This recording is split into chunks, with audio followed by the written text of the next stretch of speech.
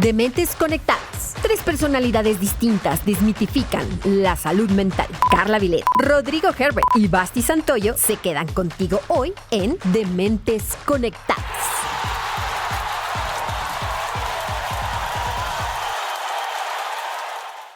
Hola, ¿qué tal? Bienvenidos otra vez a un nuevo episodio de su podcast Dementes Conectadas. Muy contentos nuevamente de seguir... Seduce a la cámara, Rodrigo, sedúcela. Hazle. ¿Viste cómo empezó? Hola, ¿qué tal? Sí, aquí está. Hazle el amor a la cámara. Espérate, Rodrigo, horario familiar. Un nuevo episodio donde vamos a hacerles llegar a ustedes información acerca de algunos trastornos mentales desde una manera muy jocosa, como dirían ustedes. Sí. Basti, ¿cómo estás? Muy bien, muy contenta, desayunada, agradable en este día sin tanto calor. Estoy muy contenta de verlos y ya los extrañaba. Aunque pasó una semana, ya los extrañaba. Es que es el amor verdadero. Hola, Carla. Hola, ¿qué tal? A todos bienvenidos el día de hoy, queridos amigos. Pues vamos a darle. Vamos con nuestra sección ¿Quién tiene que ir a terapia? En la sección de hoy de quién tiene que ir a terapia vamos a meter al gremio médico. A los médicos, a los doctores, es importantísimo de verdad que acudan a evaluación. ¿Por qué? Porque en sus manos está la vida de mucha gente o de toda la población, ¿no? En sus diferentes especialidades. Desafortunadamente, cada vez oímos más casos de suicidios en médicos. Solo el ser médico aumenta al doble la probabilidad de cometer suicidio. Y si nos vamos a especificidades, las especialidades que más se suicidan son los psiquiatras y los anestesiólogos, así como los médicos generales. Entonces, el ser psiquiatra aumenta hasta 4 veces la probabilidad de quitarse la vida. Desafortunadamente, en lo que va del año hemos perdido a muchos colegas por este tipo de cosas. Algunos cercanos y gente de muchísimo valor, tanto como personas como profesionales, que definitivamente deben de impactar muchísimo sus pérdidas, tanto en sus pacientes como en sus familias. Claro.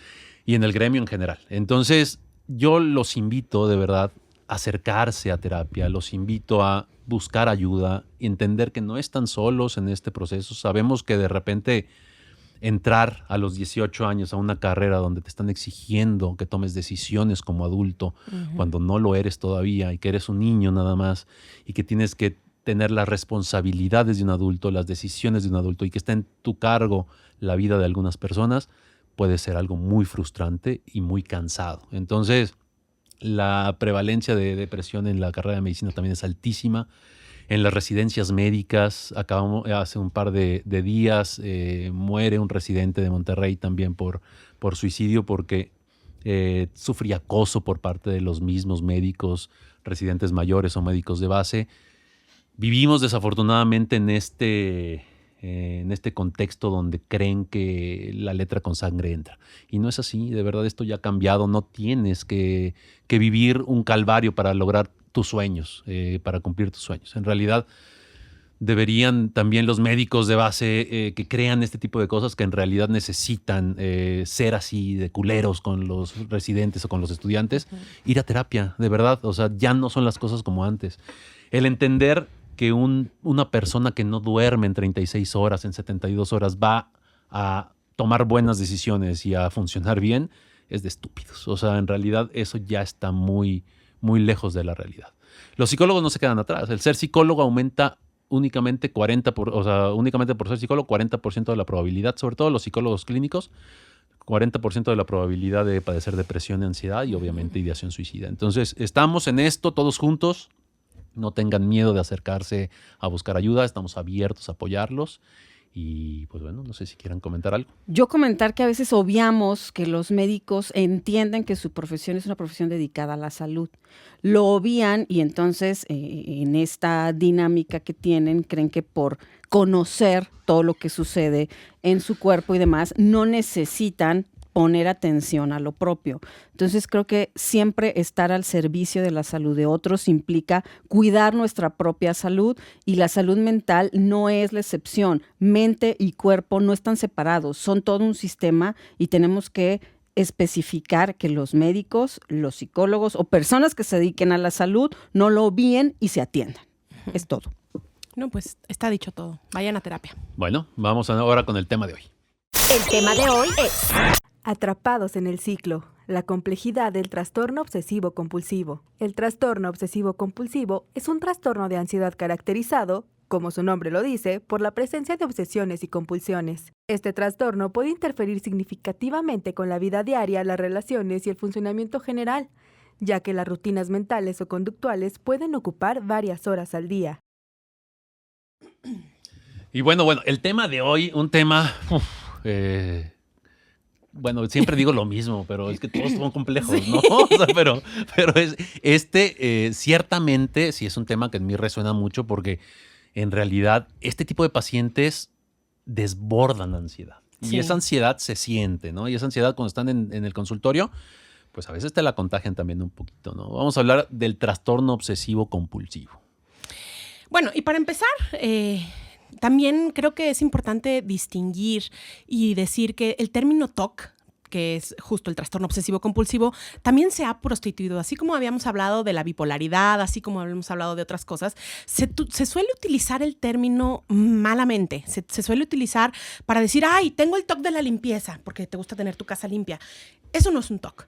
El hablar de un trastorno obsesivo compulsivo, antes estaba catalogado dentro de los trastornos de ansiedad. Uh-huh. En esta última clasificación ya tiene un apartado en sí solo, o sea, por sí solo, porque ya no lo pusieron adentro de todos los trastornos de ansiedad, ya es un apartado, pues. Y genera mucha ansiedad, o sea, antes estaba catalogado dentro de los trastornos de ansiedad, pero genera mucha ansiedad no nada más a la persona que lo tiene, sino a todo a su alrededor, a la familia, a los amigos, a la pareja, a los del trabajo también puede llegar a ser como bastante incapacitante. Entonces, para empezar, distingamos. O sea, el tener ciertas formas de ser no te hace tener un trastorno de obsesivo compulsivo. O sea, el que me guste tener las cosas acomodadas, el que me guste tener las cosas limpias, el que me guste ponerme spray en las manos cuando voy a tomar el transporte público, eso no es un TOC. Podemos hablar de rasgos de personalidad obsesiva compulsiva, que es totalmente diferente, ¿no? Claro, a ver, una cosa es el trastorno obsesivo compulsivo y otra cosa es el trastorno obsesivo compulsivo de la personalidad. Que yo ahí siempre les digo a mis alumnos que yo creo que no se debería de llamar trastorno obsesivo compulsivo de la personalidad. A mí me parece que tendría que tener más como que ver con perfeccionismo, pues sobre todo, aparte, ¿no? Confunde un poco, ¿no? Confunde se llaman muchísimo. Igual.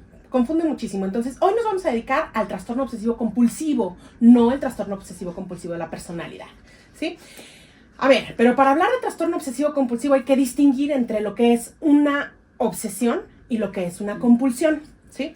Una obsesión se define como un pensamiento, una imagen o un impulso persistente que no es deseado, que es intrusivo y que el sujeto generalmente suele tener mucha ansiedad cuando lo empieza a tener, ¿no? Son pensamientos que van hacia la rumiación, es decir, estoy constantemente pensándolo, constantemente dándole vueltas en mi cabeza y no puedo dejar de pensar en eso. O sea, va mucho más allá de, ay, a mí me gusta tener la casa limpia. Es un tema de no puedo dejar de pensarlo a pesar de las circunstancias. Esto me impide trabajar, esto me impide tener una vida funcional. Y la otra parte, la parte de las compulsiones, son como la estrategia que los sujetos suelen utilizar para calmar la ansiedad que la obsesión genera. ¿Qué es una compulsión? Pues justamente tiene que ver pues, con este acto o ritual que se vive de manera como que no puedes parar de hacer, que no puedes detenerte, que va más allá de tu capacidad de postergar y que simplemente se está utilizando para bajar la ansiedad que generan los pensamientos obsesivos. Entonces, hablando de un TOC, tenemos que tener estas dos partes, sí o sí, ¿no? Estos pensamientos obsesivos, rumiativos, que no puedo parar, que no los deseo, que no los elijo, que en muchas ocasiones puedo considerarlos e incluso enjuiciarlos como irracionales, pero que aún así no puedo dejar de pensarlos y que además requiero de hacer las compulsiones para disminuir un poco la ansiedad que estas obsesiones me conllevan, ¿no? Que no es necesario que estén ambas para el diagnóstico. Ya se ha podido definir que hay trastornos obsesivos-compulsivos con puras obsesiones o con puras compulsiones. O sea, las obsesiones son ideas o son pensamientos y las compulsiones son actos. Que pueden estar relacionados ¿Sí? con la idea O pueden no estar O pueden no. relacionados. Claro, puede no Ujú. tener que ver nada que ver. O sea, a lo mejor mi idea es, por ejemplo, tenía un paciente que estaba constantemente diciéndose, es que soy homosexual, y él no se asumía como homosexual. Y entonces, cada que le venía a la cabeza ese pensamiento de soy homosexual, él tenía que lavarse las manos. O sea, no tenía absolutamente nada que ver lavarse las manos con La idea. la idea obsesiva, ¿no? Entonces, el sujeto que tiene un TOC, hemos de entender que estas obsesiones y compulsiones generan un malestar como muy significativo. O sea, no es solo quiero tener limpia la casa y ordenada, es un no puedo vivir. O sea, y el nivel de ansiedad que me genera es tal que estoy disfuncional en todas las áreas de mi vida. Les voy a contar un caso que vi cuando yo estaba en la residencia en la Ciudad de México. Que llega una señora, me toca atender en el servicio de urgencias del Instituto de Psiquiatría a una señora que me empieza a contar que traía obsesiones por la limpieza, ¿no? Entonces lo que hacía ella era, tenía su casa o empieza con su casa y la empieza a limpiar. De una manera, bueno, que me hubiera encantado vivir ahí, pero... Muy minuciosa. Muy minuciosa, pero hasta con cepillo de dientes en las esquinitas, dejando en realidad una pulcritud en ese lugar impresionante y que tardaba obviamente días en terminar. Pero al final, lo que pasaba con ella era que ella se sentía sucia para vivir ahí. Entonces tenía que salir de casa. Y ella vivía en hoteles. Y al final terminaba vendiendo esa casa porque no podía regresar ahí. Entonces compraba otra y hacía lo mismo. Y la limpiaba. La limpiaba, pero ella seguía viviendo en los hoteles porque en realidad no podía dejar de limpiarla. Así le pasó con 3 ¡Qué caro! casas para cuando llega con nosotros al instituto, y obviamente es una necesidad, el internamiento en este caso, ¿no? Porque en realidad la disfunción que está generando en ella es impresionante. Que además, esto que dices es bien interesante porque generalmente las convulsiones son muy evidentes. O sea, conforme avanza el trastorno, no es que esas acciones para tú tratar de mitigar esa ansiedad se queden como en lo privado. Cada vez son más evidentes para el resto de las personas que te acompañan. Claro. Sobre todo por el nivel de gravedad. O Ujú. sea, mientras más va avanzando el tratamiento perdón, el trastorno y no hay un tratamiento adecuado, pues se van haciendo más graves las conductas y las discapacidades, ¿no? O sea, finalmente te incapacita por completo esta parte. Pero hemos de entender que el paciente que lo vive no lo elige. O sea, porque la gente alrededor empieza a decir cosas como, ya, no es para tanto, no está Relájate, tan sucio. relájate. Nunca en la historia del relájate nadie se relajó cuando le dicen relájate. No. O sea, al rato vamos a hablar de qué tipo de cosas podemos hacer con un paciente de este tipo, pero en realidad no es que el paciente tenga el poder y la capacidad de tranquilizarse al respecto. O sea, esto es un trastorno que tiene componentes bioquímicos. O sea, el sujeto no es una cuestión, así como ninguno de los que hemos hablado en todo estos programas, pues no tiene poder sobre él. O No hay sea, voluntad al respecto. exactamente. Nadie quiere sentirse así, ¿no? Y se sufre porque no es voluntario. Y, por ejemplo, estos pensamientos, estas obsesiones, vienen en automático. O sea, a veces no los puedes soltar, o la mayor parte del tiempo no los puedes soltar, pero no es que tú quieras pensar en tal o cual cosa, ¿no? No es que la señora quería pensar que ella estaba sucia y demás. O sea, Claro. sucede. Sí. Bueno, en cuanto a prevalencia, tienen más las mujeres un trastorno obsesivo compulsivo, o sea, están más proclives las mujeres, y dependiendo del país y así, vemos que hay en porcentaje desde el 1.5 hasta el 3.5, 4, incluso 5% de la población puede llegar a tener un trastorno obsesivo compulsivo a lo largo de su vida. Suena poquito, pero no es poquito. O sea, No. si lo ponemos en millones de personas es muchísimo. Y el nivel de disfuncionalidad que esto genera, pues tú multiplícalo por los 5 millones, o sea, con los no sé cuántos miles de gente que implica, pues está bien gacho, porque estos pacientes, tú decías, como que es complicado hablar de este tema, porque sí es un trastorno que es todavía como más aparatoso Sí. de lo que hemos venido hablando, ¿no? Similar a una esquizofrenia, o sea, como a nivel de disfuncionalidad, que puede llegar a ser así de grave, ¿no?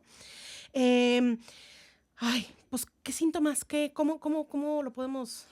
Pues yo creo que hay que abordar lo que son, por ejemplo, las causas. Las causas, en realidad, como cualquier trastorno psiquiátrico, no se conocen claramente, ¿no? Hay teorías que obviamente está la teoría biológica de que hay una alteración a nivel bioquímico de neurotransmisión, por supuesto que la hay. Hay la teoría genética en la cual pues no existen, obviamente se ha visto que si tienes familiares de primer grado con la enfermedad, la posibilidad de que la tengas aumenta.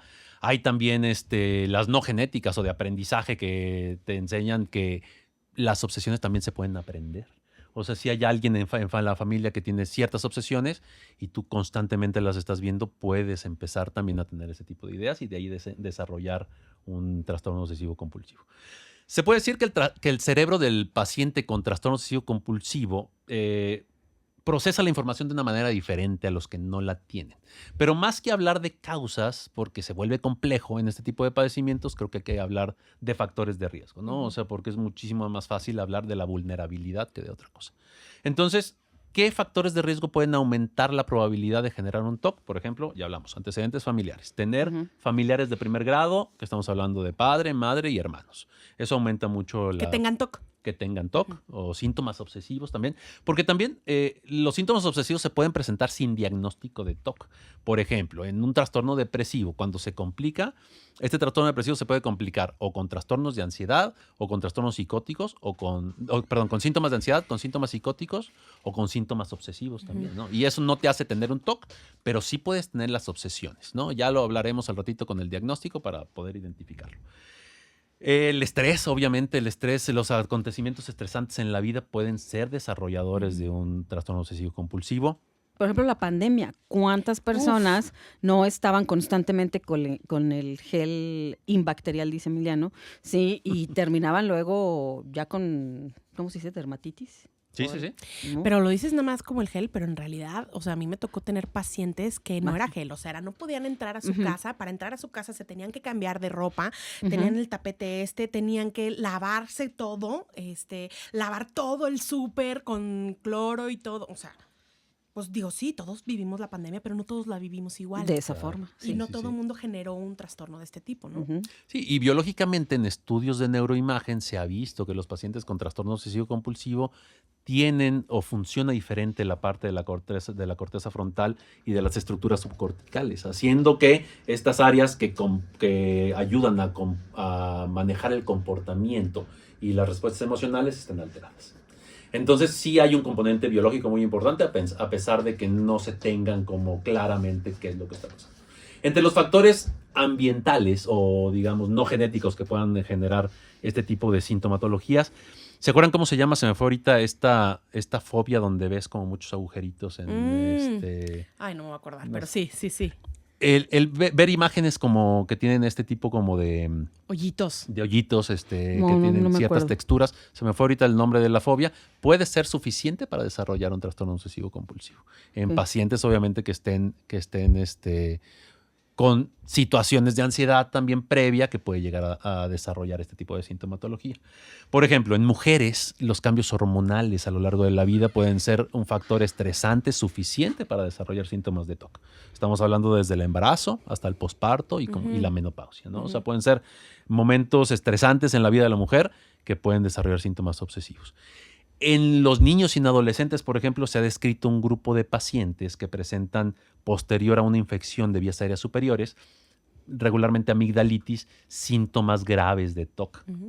Estos síntomas aparecen de una manera muy brusca y aparecen de manera muy aguda también, ¿no? Y aparte son síntomas que están muy graves, que este tipo de pacientes pueden recibir el diagnóstico de PANDAS. No sé si han escuchado el término de PANDAS. Ni yo. El PANDAS son las siglas en inglés para un grupo de trastornos pediátricos autoinmunitarios de origen estreptocócico, ¿no? O sea, posterior a infecciones estreptocócicas. ¿Qué son los estreptococos? Son un grupo de bacterias que tienen formas redondas, que se agrupan en pares y que generan ciertas enfermedades. Entonces, este trastorno o estas infecciones repetitivas en niños o en adolescentes puede desarrollar un PANDAS. El PANDAS, para hacer el diagnóstico de PANDAS, tenemos que ver que hay repentinamente un aumento en los síntomas de trastorno obsesivo compulsivo si ya existía antes, o el inicio de los síntomas de trastorno obsesivo compulsivo o de los tics, ¿no? Los tics tienen mucho que ver con el trastorno obsesivo compulsivo. El trastorno por tics se estudia en psiquiatría como un trastorno del control de impulsos, pero la relación que tienen con trastorno obsesivo compulsivo es altísima. De hecho, sabemos que aquellos pacientes que tienen TOC y tics tienden a ser pacientes muchísimo más difíciles de tratar. Entonces la gravedad aumenta. El temperamento tiene mucho que ver también. Se ha visto también en estudios que aquellos niños que eran niños como muy retraídos o que tenían síntomas de ansiedad desde la infancia o de depresión, tienden más a desarrollar TOC en la edad adulta. Y bueno, y los estudios en trauma, ¿no? Obviamente un niño que ha vivido trauma infantil de manera crónica o continua o reiterada, pues tiene más probabilidad de desarrollar TOC. Ujú. ¿No? Después de que hablamos de las causas, creo que habría que ver cómo se ve o de qué formas se dan los síntomas, porque no para todos es de la misma forma. Hay mucha gente que piensa que el trastorno obsesivo compulsivo siempre va a tener que ver con ideas, como lo mencionabas tú, como de limpieza o de orden, y no necesariamente. Una sí tiene que ver eso, que son los síntomas que están asociados, o se le dice de contaminación, que son toda esta idea que te hace temer de sobremanera a lo que pueda tener que ver con contaminación, con polvo, con microbios, con fluidos, y eso te va a llevar, esa es la obsesión, y la compulsión de ese síntoma va a ser el lavarte constantemente, por ejemplo, los dientes, o personas que constantemente se tienen que estar lavando las manos, y se tienen que estar lavando las manos de cierta forma incluso para poder tranquilizar esa obsesión, o también limpiar ciertos objetos de uso con excesiva minuciosidad, ¿no? Ahorita, como decías, hasta con cepillo de dientes, ¿no? A eso se refieren los síntomas de contaminación. Y luego están los síntomas de prevención, que es cuando tú tienes el temor o la duda de que ocurra un algo o que haya un daño si tú no haces determinada cosa. Aquí lo vamos a ver, o la acción de esto es la gente que tiene que regresarse 3 veces para cerrar la llave 3 veces. ¿Sí? O sea, no importa, no importa que yo cierre la llave una vez y ya esté cerrada. Lo tengo que hacer 3 veces para entonces poder calmarme y poderme ir. Y ahí entra un término que se utiliza también a la hora de hacer la evaluación en este tipo de pacientes, que se llama el justo perfecto. El justo perfecto, o just right en inglés, es como sensación de que llegaste al número adecuado. Porque en realidad no hay un número específico de hay que hacerlo 4, hay que hacerlo 5, hay que hacerlo 10. En realidad, el justo perfecto es cuando sientes, en realidad tu cerebro siente, ahí está, ese es. Y es en realidad dice, ese es, ¿no? O sea, y ese es el justo perfecto. O sea, y en realidad suele ser repetitivo, y en cada paciente pues suelen repetirse el mismo número de veces regularmente ciertas compulsiones, ¿no? Y sobre todo lo que decías, como para prevenir, o sea, yo tengo que cerrar la llave, puede ser para prevenir que no se metan a mi casa, o puede ser para prevenir que mi mamá no se muera.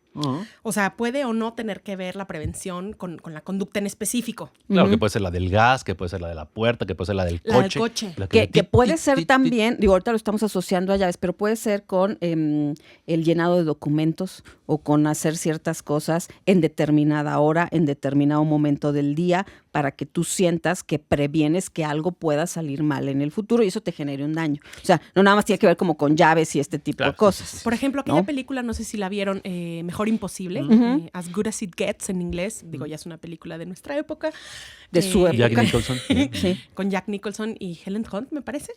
Y buenísima, por si no la han visto, es ya del cine clásico, pero justo él no podía pisar las líneas, por ejemplo, ¿no? En la banqueta no podía pisar las líneas, porque si pisaba las líneas, catástrofe en su cabeza, ¿no? Entonces, esos son los relacionados con la prevención. Hay síntomas de orden y organización. Aquí es una preocupación porque las cosas estén en el punto justo que yo necesito para poder no sentir esta ansiedad, esta angustia por el desorden. O sea, y no es necesariamente por el desorden, es una persona con esta obsesión, su acción va a ser, necesito poner la taza en este justo punto, faltando 5 centímetros para que esté así en el monito. Y entonces lo voy a revisar constantemente porque ese es el orden que mi cabeza necesita para yo poder estar tranquilo. O sentarme en un lugar específico, ¿no? Sabía que estaba preparada para esa agresión.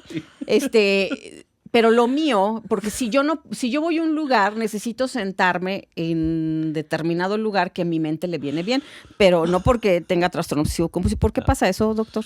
Pues tus cosas.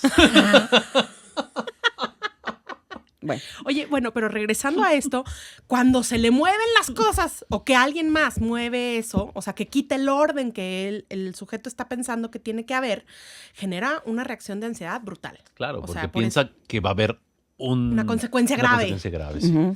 Y pareciera que está cuasi delirante, ¿no? O sea, que Claro. como que en Raya. la línea de perder la realidad. Que puede psicotizarse también un Sí. paciente con TOC, ¿no? O sea, puede generar síntomas psicóticos y eso va a complicar muchísimo más el tratamiento, ¿no?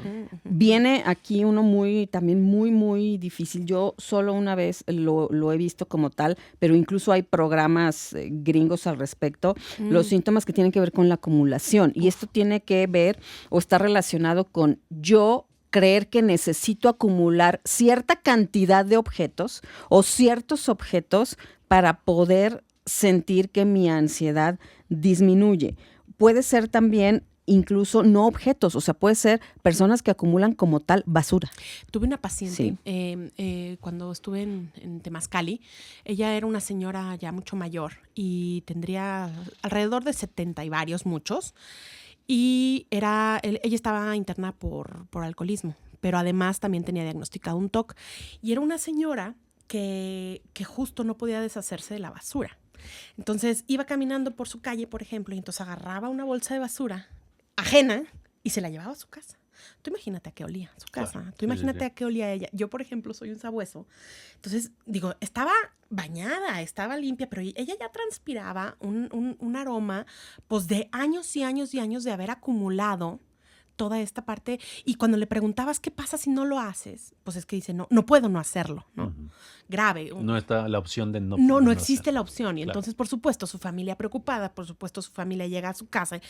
Pues esto está mal, o sea, mal en el sentido de que no es salubre, te puedes morir de una infección, de un algo, ¿no? Claro. Porque son conductas que no suceden un día y entonces pasan 2 semanas y luego Lo vuelves a vuelvo hacer. otra vez a hacerlo. Son conductas que son compulsivas, no puedo parar de hacerlo y no es a voluntad. Después vienen estos síntomas que tienen que ver con agresividad, no a ser agresivo, sino que yo voy a tener un miedo muy irracional a poder dañar a los demás.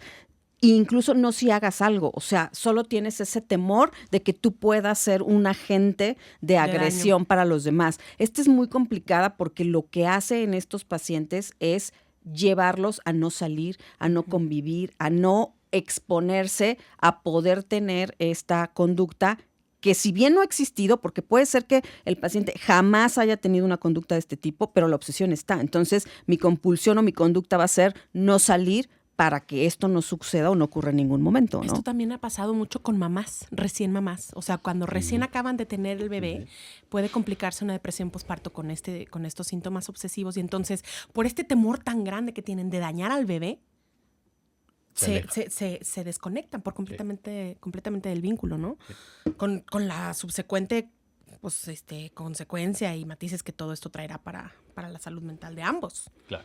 Otros síntomas complejos que es importante separarlo de esta iniciación o de esta exploración sexual es los síntomas de sexo, que es una imposibilidad de controlar los pensamientos en función de lo que tenga que ver con el sexo o impulsos sexuales prohibidos y no prohibidos. ¿Sí? O sea, no es lo mismo un chavito de 15 años que está pensando en qué piensan los chavitos de 15 años.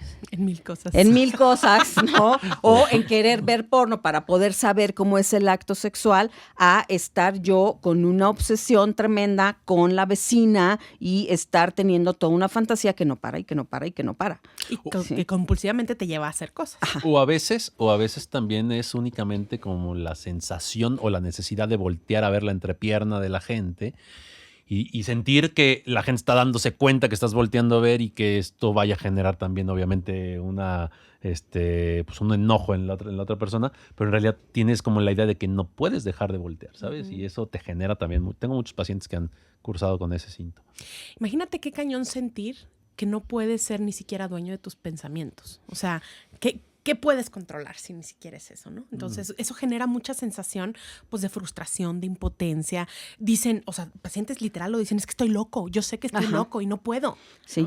Se sienten como muy alienados en ese sentido porque pues sí, los vuelve bastante disfuncionales. Hay otros síntomas que son los de constancia, donde la persona siente que tiene que tener el mismo ritual para hacer algo. Por ejemplo, para ir al trabajo, tengo que irme por la misma calle, a la misma justa hora, a hacer prácticamente lo mismo para que no suceda algo malo. O sea, en general hay un miedo irracional y ni siquiera se sabe a veces a qué. Solo el tener esta acción te va a llevar a sentir menos ansiedad en el momento, porque al día siguiente lo vas a tener que hacer de la misma forma. Esos son síntomas de constancia. Y después el de repetición o cuenta. O sea, por ejemplo, que esto yo lo hacía de chavita, ya estoy pensando que yo también estoy chisqueada, yo tenía que contar los escalones que subía en determinadas cosas y me gustaba contar 14, entonces si eran 15, subía de a 2.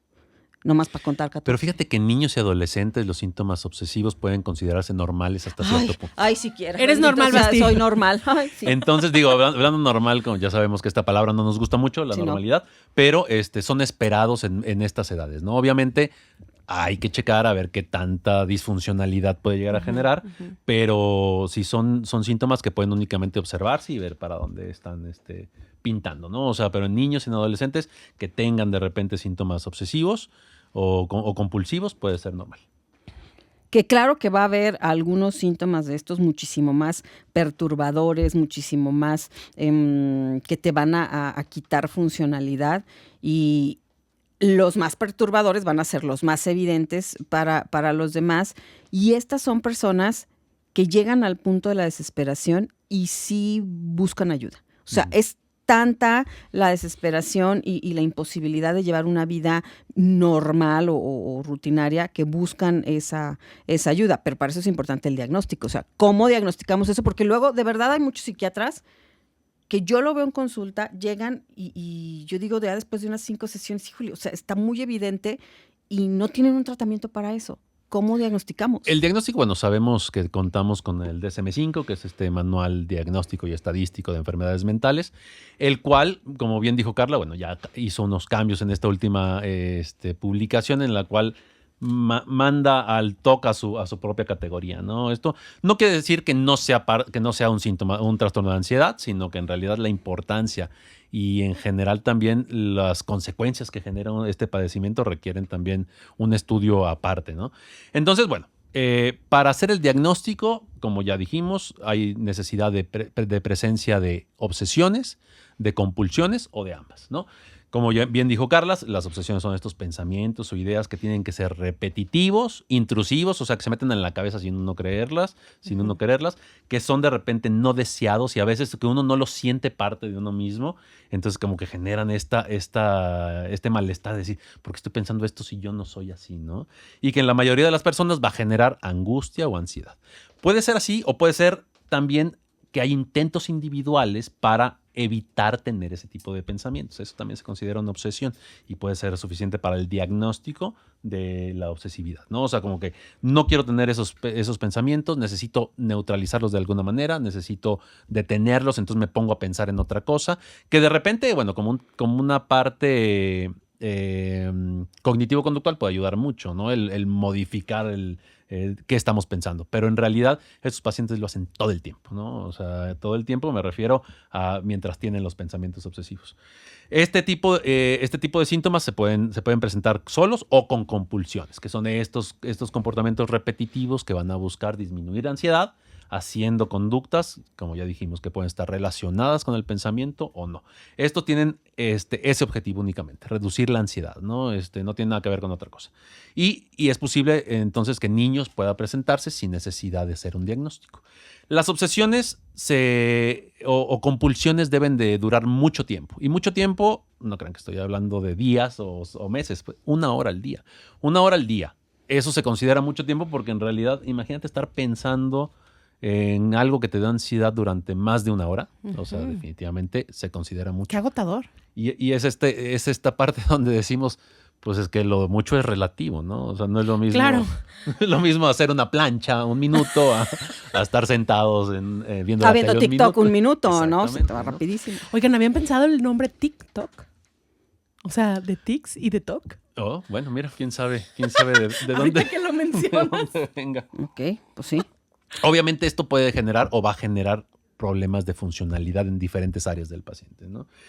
Los síntomas obsesivo-compulsivos no van a ser secundarios a una enfermedad médica o a un consumo de sustancias, porque también hay enfermedades médicas que pueden generar síntomas obsesivos, como la enfermedad de Huntington, la corea de Sydenham, la enfermedad de Willis, la encefalitis, la toxoplasmosis, son enfermedades que pueden llegar a generar también sintomatología obsesiva.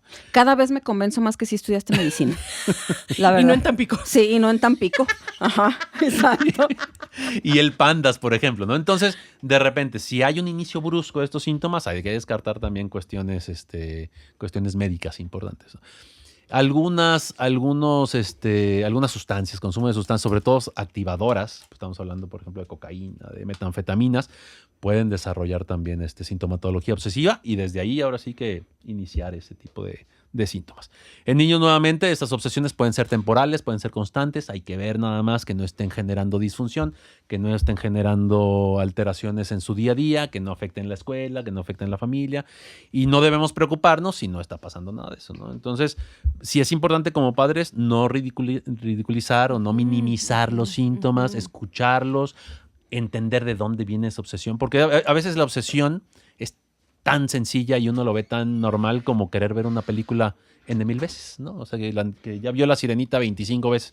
Sí, eso puede ser una obsesión, pero mientras esa obsesión pueda ser controlada, mientras esa obsesión pueda ser que no te disfuncionalice. limitada en tiempos, eso no hay ningún problema. A veces también he visto estas fiestas como temáticas donde quiero ser Spider-Man, entonces que el pastel de Spider-Man, que la piñata de Spider-Man.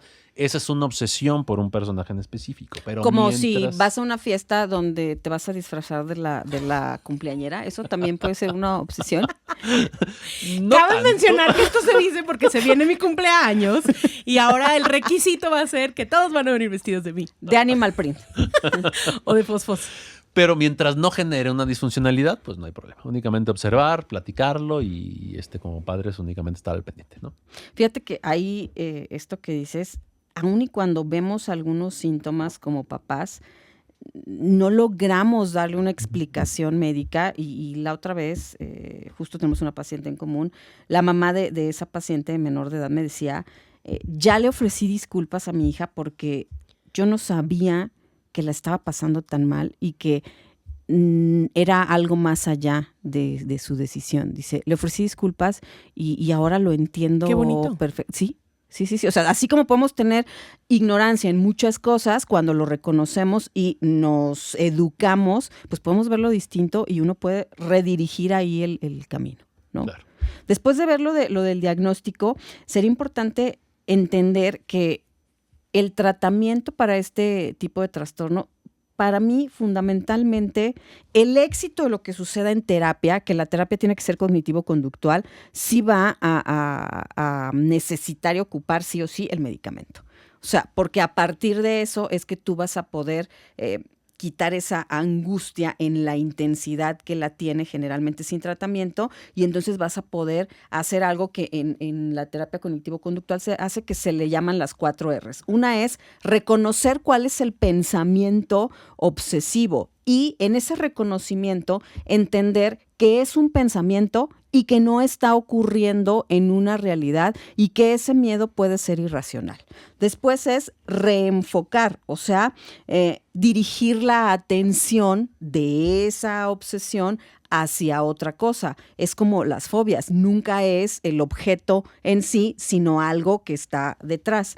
Redirigir es también redirigir ese pensamiento o ese miedo a algo menos perturbador, ¿sí? O sea, por así decirlo, puedes tener una variación de la obsesión que no te perturbe tanto y que no te quite funcionalidad. Y por último, revaluar, o sea, revaluar cuáles son los comportamientos que tú necesitas tener a partir de eso y comprender por qué suceden y entender si al final sirven para mitigar realmente esa ansiedad o no. Eso es lo que se hace en terapia cognitivo-conductual y hay muchas técnicas de esta terapia que son utilizables para otras circunstancias de la vida que tienen que ver con obsesiones. Yo con mis pacientes que acaban de terminar una relación y de pronto yo les digo, necesitamos hacer contacto cero porque es como una desintoxicación de esa persona y tal. Entonces me dicen, Basti, es que la verdad te tengo que decir que sí la he stalkeado todos los días, ¿sí? Entonces yo le digo, no hay problema. Ahora lo vas a hacer, pero ahora quiero que lo hagas 20 minutos al día. O sea, tú te vas a programar, ¿sí? Y, mis 20 minutos de stalkear a Gumersinda, ¿no? Entonces ya stalkeas y con el tiempo sí sucede que te parece absurda la idea de programar esa obsesión. ¿Sí? Y así con todas, ¿no? Sí. O sea, por ejemplo, estas personas que se bañan y duran 4 o 5 horas bañándose, a ver, vamos bajándole, ¿no? Ahora ya te bañas 3 horas al día, está bien, y ya después 1 hora y media, y digo, el avance es paulatino, pero obviamente son ganancias, ¿no? Pero en las personas con trastorno obsesivo-compulsivo, el éxito de estas 4 R's, donde vas a ir desde reconocer hasta poder reevaluar tu síntoma, no puede darse sin un tratamiento médico.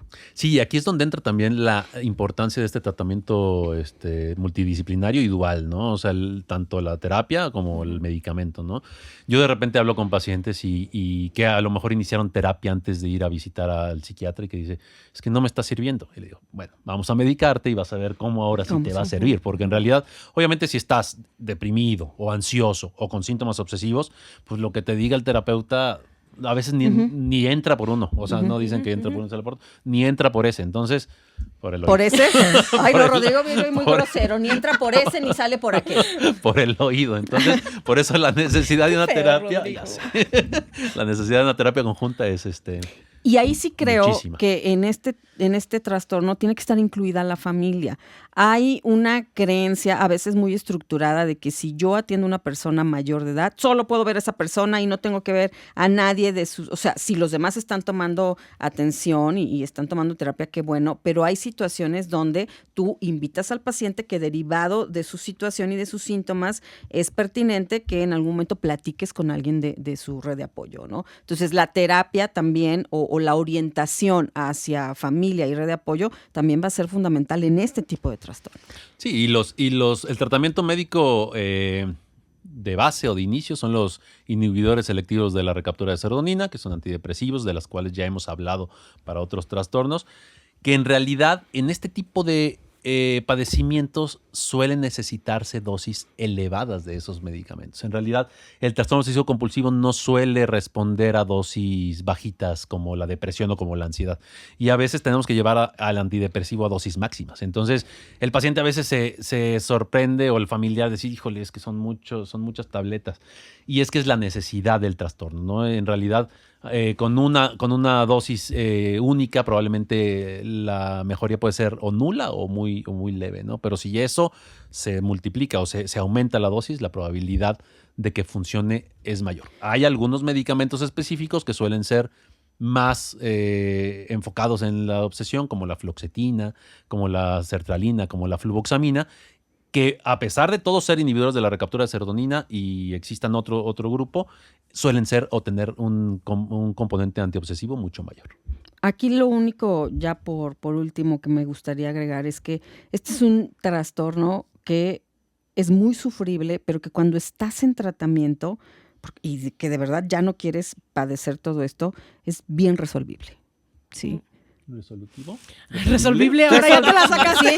Sí existe A ver, esa vamos a buscar. palabra. A ver, vamos alguien ayúdenme a buscar tiempo resolvible. fuera, Sí, a ver, como en resolvible. todos los episodios, vamos a buscar esa Resolvible. palabra. Vamos a buscarla. Resolvible. Bueno, mira, mientras tú lo buscas, yo también agregaría. Resolvible significa que puede ser resuelto desde la Real Academia Española. Perfecto. Ya aprendieron otra palabra el día de hoy. ¿Cuántos llevamos? Consecución, Uy, ya resolvible. tenemos un diccionario. Ya el día que digamos ponido, ese día sí vamos a estar mal. Pero fíjate que nunca nos hemos equivocado, ¿eh? Sí, cierto. Hemos dudado, pero Sí, equivocado. como que nada más nos cotorreamos, de eso no existe, pero Sí. sí han No, existido de todas las veras. que hemos dicho. Ay, no, Muy qué bien. horror. Nada más agregando a lo que dijiste, Rodrigo, yo he tenido pacientes que se asustan cuando con el antidepresivo solo no salen y que se les aumenta también un medicamento antipsicótico. Sí. ¿Nos cuentas? Sí, claro. El antipsicótico puede funcionar como un potenciador del efecto antidepresivo del mismo medicamento o también para control de ciertos síntomas. Estamos hablando hace ratito que la obsesividad puede rozar síntomas psicóticos y eso a lo mejor cuando el paciente tiene esas características, el uso de antipsicóticos, ya sea a baja dosis o a dosis moderada, pueden ayudar al control. Obviamente existen síntomas como los problemas de sueño, que puede llegar a generar la ansiedad, que también medicamentos como los antipsicóticos pueden también regular, ¿no? Uh-huh.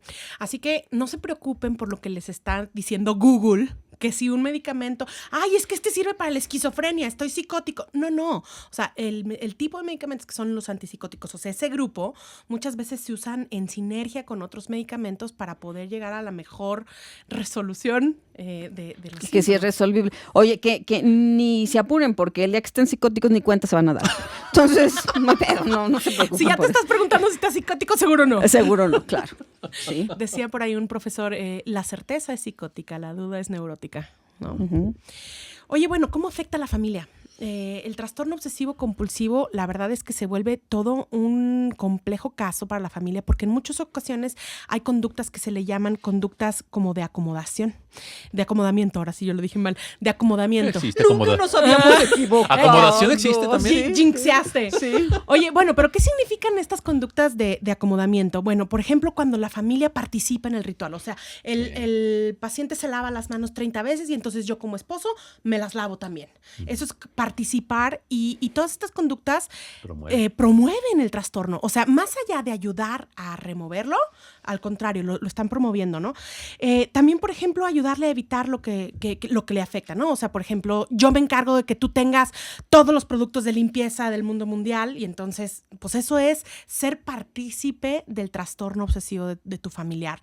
Claro, a ver, desde afuera, pues tú prefieres que esté un poquito más tranquilito, para que no, o sea, porque como es tan disfuncional, para que no disfuncionalice todo el sistema. Uh-huh. Pero en vez de estar regulándolo, o sea, lo estás promoviendo y lo estás ayudando a que se agrave la situación, ¿no? Por ejemplo, hacer cambios en tu rutina. Por decir, si mi marido no puede manejar, entonces yo voy a hacer cambio en mi rutina y ahora voy a ser yo quien le lleve porque él no puede con el manejar. Entonces, todas estas conductas que estoy diciendo, wrong. O sea, nada de esto, apoyar. También, por ejemplo, cuando tú te empiezas a tomar más responsabilidades, ¿no? O sea, si por ejemplo, el paciente problema, así se llama como el síntoma, ¿no? del TOC, tengo que cerrar la llave 3 veces y entonces yo no soy el paciente TOC, pero entonces yo voy a ir a revisar 3 veces, ahí me estoy aliando al síntoma. Uh-huh. Entonces, todas estas conductas de acomodamiento van por mal camino, ¿no?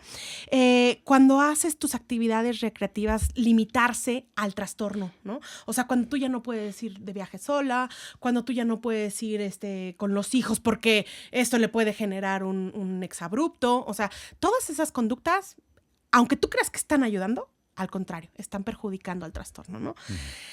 Entiendo de dónde viene. O sea, viene del intento de ayudar a que esto no sea tan como grave, que no sea tan, pues sí, tan insufrible, ¿no? Pero lo único que está haciendo es generando más problema, ¿no? ¿Qué sí hay que hacer? Todo lo que acabo de decir son los no-nos. O sea, estos no hay que hacer. ¿Qué sí hay que hacer? Mucha psicoeducación, es decir, infórmate tú e informa a tu paciente, es decir, literal, hay páginas dedicadas a trastorno obsesivo compulsivo, hay videos explicativos, hay serie de sintomatologías en donde tú conforme te vayas como empapando de información científica fidedigna, que no sea el TikTok, hablando o sea, pues eso te va a ayudar muchísimo, ¿no? No impidas el ritual. O sea, él tiene que tocar 3 veces como Sheldon Cooper. No lo impidas, porque eso no está en su decisión, acuérdate. O sea, no, la compulsión justo es eso, no puede detenerse. Entonces, si tú le obligas a detenerse, lo único que vas a generar es como un aumento en el nivel de ansiedad, ¿no? Aunque tú pensaras que estás ayudando, no lo estás ayudando. Ojo, no recrimines. Ay, tú y tus cosas. No hagas comentarios agresivos. Te diría no te enojes, pero pues sí enójate, pero más bien no explotes de la manera como agresiva que esto genera, ¿eh? O sea, porque sí genera mucha agresión alrededor de la familia. Frustración. Mucha frustración, o sea, estás hasta acá. Claro. Estás hasta acá, no sé, por ejemplo, tenía una paciente que también tenía este TOC de limpieza y tenía 4 hijos, ¿no? Ella, y ya eran adolescentes. Entonces, tú imagínate el problema con los adolescentes, que si de por sí son medio cochinos, o sea, en sí mismo por la adolescencia, pues esta señora los obligaba a quitarse zapatos, ropa, ahí tenía y esto fue prepandemia, o sea, ni siquiera era por la pandemia, ¿no? Y toda la familia entonces se acomodaba a eso, pues para que la mamá no estuviera peor, pero pues no, nada de esto, ¿no? Claro que los chavillos estaban hasta el gorro de la señora. Ibas a decir hasta el huevo. Lo percibí Gorro. desde acá. Hasta el gorro. Con la G de huevo. Pero bueno. Pues bueno, y por último nada más tener límites claros. O sea, si tu familiar tiene un TOC, además de que tú ya propusiste el tratamiento, tú ya pusiste información, tú no te estás acomodando a sus síntomas, trátate tú. Trátate tú porque esto es agotador. Vivir con un TOC alrededor de ti es agotador y necesitas estrategias para manejarlo. O sea, no es tan sencillo como, ay, no lo peles, ¿no? No, va mucho más allá. Tienes que tener límites claros. Ya hemos hablado en otro momento de límites, pero el cuidar de ti, familiar, pareja, amigo, no te hace mala persona. Al contrario, o sea, el cuidar de ti te lleva a estar bien. Tú lo único que puedes controlar es lo que haces tú. Tú no puedes quitarle el TOC a tu familiar, a tu pareja, a tu amigo. Tú quisieras ayudarlo, quisieras como alivianarle el tema, pero no puedes hacerlo. Entonces, tú encárgate de ti, trabájate a ti, trabaja con tus límites y no te alíes a la enfermedad, ¿no? Suena bien fácil y suena bien romántico, pero la realidad es que la familia de estos pacientes la pasan rete mal. O sea, la pasan rete mal porque además hay como subinformación. O sea, como que entonces, ay, mi mamá es bien exagerada con la limpieza. No, tu mamá tiene un TOC. Sí. No es lo mismo. O sea, no es lo mismo querer tener la casa limpia a tener síntomas de ansiedad y compulsiones de esta envergadura, ¿no? Y si tienes la duda, pues mejor que un especialista que te defina, bueno, sí, en la realidad sí es muy exagerada tu mamá, o si tiene TOC, o si tiene trastorno de personalidad obsesivo-compulsivo, o rasgos de personalidad obsesivo-compulsivo, o tiene una enfermedad que le va a generar este tipo de síntomas, ¿no? Uh-huh. Y bueno, pues para concluir, ¿qué podríamos decir? ¡Vayan a terapia! Sí. Uh-huh. Oye, esa sección yo creo que va a ser generalizada. Todos vayan a terapia, sí, por favor. Vamos a terminar con todos metiéndolos a esa sección, pero bueno, es necesario. Para concluir, bueno, el TOC es un padecimiento, sabemos, muy, sí como subdiagnosticado a veces, pero también muy malentendido, ¿no? O sea, es un padecimiento que en realidad cuesta trabajo como entender y por lo tanto suele dejarse como de lado y también ser de repente entrar a esta parte del estigma del paciente psiquiátrico. Sin embargo, pues es un lugar de mucha ansiedad, es un lugar de mucho dolor, pero también es un lugar de probabilidad de salir. También es un lugar donde hay tratamiento. También es un lugar donde existe una salida. Lo único es que tienes que buscar a los especialistas en salud mental. Hay probabilidad de que tengas una mejor calidad de vida. En realidad, tu mundo puede cambiar totalmente si empiezas un tratamiento. Yo concluyo que resolvible sí existe. ¿No? Que manos les van a faltar para entender que sí existe. Y fíjense que yo siempre les digo, y soy muy repetitiva en que vivir está chingón, porque este es el tipo de trastornos que son no entendibles, que lo llevamos a un lugar de se está exagerando, no es cierto, cálmate, relájate. Y si digo que vivir está chingón es porque nadie tiene que vivir padeciendo la vida. Claro que va a haber circunstancias muy cabronas y muy complejas, pero no las padezcas. Para todo hay una posible solución, o sea, todo es resolvible. Así que vivir está chingón, atiéndanse, pero atiéndanse con los chingones también, porque charlatanes hay un chingo. Carla. Yo nada más querría hacer como más la distinción entre el TOC y la personalidad. O sea, el trastorno obsesivo compulsivo se puede quitar.